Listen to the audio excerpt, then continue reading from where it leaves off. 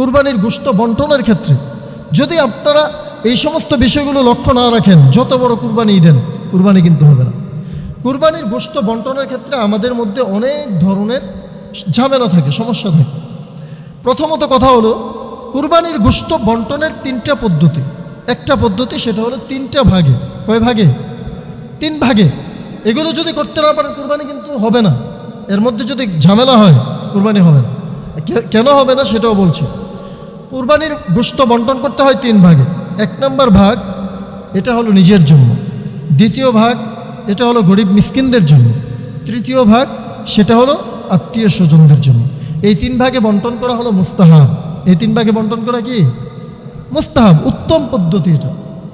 এখন আপনার কাছে একজন গরিব মানুষ আইসা বলল আপনাকে 1 টুকরা গোশত দিতে। এখন আপনি তাকে দূর দূর করে তাড়িয়ে দিলেন। এরকম হয় কি হয় না? হয়। আচ্ছা, আপনি যে গরিব মানুষকে দূর দূর করে তাড়িয়ে দিলেন, যদি কুরবানি আল্লাহর জন্যই হয়ে থাকে, আমি মনে করি যেই মানুষটা একমাত্র আল্লাহর জন্য কুরবানি দিবে সে তো কোনো গরিব মানুষকে ফিরিয়ে দিতে পারে না, পারে? বরং তার অংশ যে রয়েছে সেই অংশ থেকেও সে গরিব মানুষকে দিয়ে দিবে। এটা ছিল আমাদের হওয়ার কথা। কুরবানি মানে আল্লাহর জন্য, আল্লাহর রাস্তায় কুরবানি দিলাম।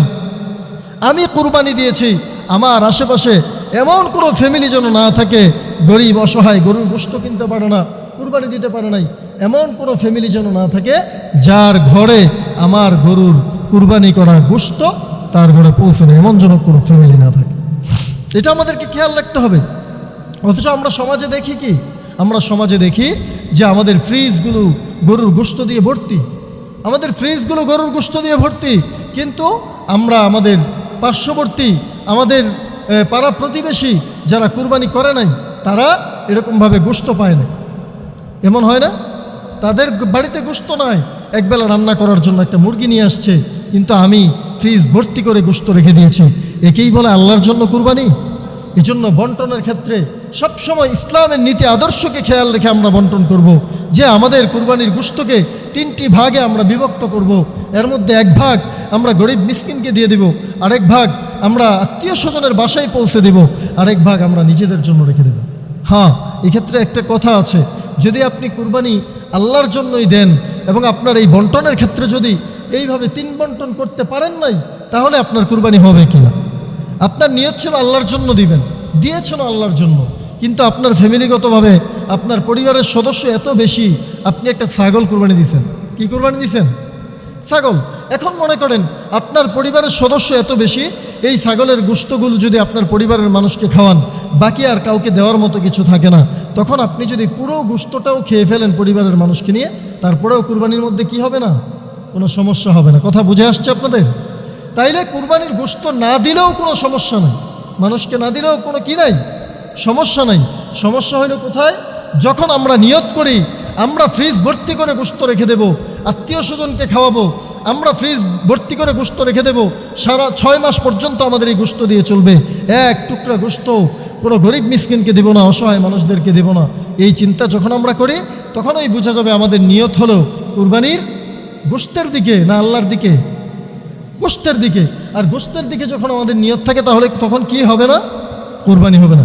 এজন্য বন্টনের ক্ষেত্রে যেন এমন না হয়, একটা গরিব মানুষ আসছে, আপনি তাকে দূর দূর করে তাড়াই দিলেন, আপনি গোশত কাটতেছেন, একটা গরিব মানুষ আইসা বলতেছে যে গোশত দাও, আমাকে 1 টুকরা গোশত দেন ভাই, অল্প একটু গোশত দেন। আপনি তারা বললেন যাও যাও, এখনও কাজ শেষ হয় নাই, তুমি এখনও এসে বসে রয়েছো। এই যে কথাটা বললেন, এই কথাটা বললেন কিসের দাবিতে? আপনি কুরবানি দিয়েছেন, গরুটা আপনার সামনে আপনার নিজের টাকায় কুরবানি দিয়েছেন, এজন্য এই পাওয়ারে তো আপনি কুরবানির এই ব্যাপারে কথাটা এভাবে বললেন। কিন্তু যদি আপনার নিয়ত এরকম থাকতো যে আপনি যদি তাকে এভাবে বলে দেন যে তোমাদের জন্যই তো কুরবানি দিয়েছি, আল্লাহর জন্য কুরবানি দিয়েছি, বসো, কাজটা শেষ হলে তোমাকে দিয়ে দিব, একদম সুন্দরভাবে ভালোভাবে ভালোবাসা দিয়ে বুঝিয়ে বললে কোনো মানুষ রাগ করবে? কিন্তু এই মানুষটা আপনার কাছে এসে 2 টুকরা গোশতের জন্য লজ্জা পেয়ে গেল। আরে কিয়ামতের দিন আল্লাহ পাক রব্বুল আলামিন ধরবেন, আমার বান্দা তোমার কাছে গিয়েছিল, তুমি তো আমার বান্দাকে দেও নাই, সুতরাং তুমি সেদিন যেহেতু আমাকে রহম করো নাই, আজকেও তুমি আমার পক্ষ থেকে কি কোনো ধরনের দয়া অনুগ্রহের সম্মুখীন হবে না, রহম পাবে না। সেদিন কিন্তু আমাদের জন্য এই কুরবানি করার পরেও আমরা আল্লাহর রাস্তায় কিন্তু সফল হইতে পারবো না, আল্লাহ পাকের কাছে আমরা ধরা খেয়ে যাব। মুহতারাম হাজিরিন, এজন্য হাদিসের মধ্যে আসছে আল্লাহ পাক রব্বুল আলামিন সাহাবায়ে কেরাম, আল্লাহ রাসূল সাল্লাল্লাহু আলাইহি সাল্লাম সাহাবায়ে কেরামদেরকে সাথে নিয়ে এভাবে বসে আছেন। সাহাবায়ে কেরাম প্রশ্ন করলেন, ইয়া রাসূলুল্লাহ, আমরা যে কুরবানি করি এটা কিসের কুরবানি? আল্লাহর নবী সাল্লাল্লাহু আলাইহি ওয়াসাল্লাম বলতেছেন যে এটা হলো ইব্রাহিম আলাইহিস সালামের সুন্নাহ। কার সুন্নাত এটা? ইব্রাহিম আলাইহিস সালামের সুন্নাহ। তখন আল্লাহর নবী সাল্লাল্লাহু আলাইহি ওয়াসাল্লামকে সাহাবায়ে কেরাম প্রশ্ন করলেন যে আমরা যে কুরবানি করব আমাদের জন্য কি? তখন আল্লাহর নবী সাল্লাল্লাহু আলাইহি ওয়াসাল্লাম উত্তর দিলেন যে তোমরা যে কুরবানি করবে, কুরবানির পশুর প্রত্যেকটা পশমের বিনিময়ে আল্লাহ পাক তোমাদেরকে একটা করে নেকি দান করবেন। কুরবানির প্রত্যেকটা পশুর বিনিময়ে আল্লাহ পাক কি দান করবেন? একটা করে নেকি দান করবেন। এটা কখন হবে? যখন আমাদের নিয়ত থাকবে আল্লাহর জন্য, যখন আমাদের তাকওয়া, আল্লাহর ভয়, আল্লাহর নির্দেশ, আল্লাহর হাবিবের খলিলের সুন্নতি আদর্শকে পালনার্থে আমরা কুরবানি করব। আল্লাহর হাবিব বলেন সেই কুরবানির জন্য তোমাদের পশুর প্রত্যেকটা পশমের বিনিময়ে আল্লাহ পাক রব্বুল আলামিন তোমাদের আমলনামায় একটা করে নেকি দান করবেন। কিন্তু যদি এই নিয়তগুলো না থাকে আর আমরা 10, 20, 50টা কুরবানিও দেই, আমাদের কোনো পশুর পশম তো দূরের কথা, প্রত্যেক পশুর বিনিময়েও একটা নেকিও আমাদের আমলনামায় আসবে না। কথা বুঝে আসছে? আল্লাহর জন্য কুরবানি করলে প্রত্যেক পশমের বিনিময়ে কয়টা করে নেকি?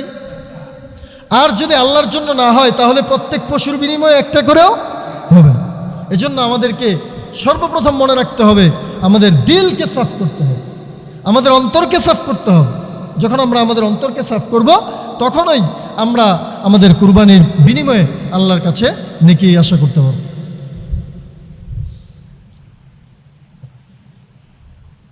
এটা হলো একটা বিষয়। প্রথমত আমাদের দিলকে পরিষ্কার করে কুরবানি করতে হবে। কুরবানি করতে হবে আল্লাহর রাসূল হাবিবের খলিলের আদর্শ হিসেবে কুরবানি করতে হবে। দ্বিতীয়ত আরেকটা মাসআলা আমি বললাম যে আমাদের কুরবানির গোশতকে বন্টন করতে হবে কয় ভাগে বলেন?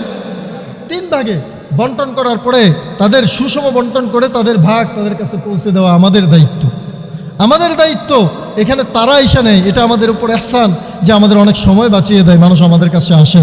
আরে আমাদের তো দায়িত্ব ছিল প্রত্যেকটা গরিব ঘরে ঘরে গিয়ে গিয়ে এভাবে পোটলা করে করে, ভাই তোমার হকটা তুমি নিয়ে যাও, তোমার হকটা তুমি নিয়ে যাও, এইভাবে বলা। আরে আজকে আমি কুরবানি করতে পারার কারণে আমার নিজের ক্ষমতা হয়ে গেছে, পাওয়ার হয়ে গেছে, গরিব মানুষ আসলে আমরা দূর দূর করে তাড়িয়ে দেই। এটার জন্য আল্লাহর কাছে অবশ্যই জবাবদিহি করতে হবে। তারপরে আসেন আত্মীয় স্বজনের হক, এটাও আমাদেরকে খেয়াল রাখতে হবে আমাদের আত্মীয় স্বজনের ব্যাপারে। আর না হয় কিয়ামতের দিনে আত্মীয় স্বজনের হক আদায় না করার কারণে আমাদেরকে আল্লাহর কাছে জবাবদিহি করতে হবে। 3 নাম্বার আসেন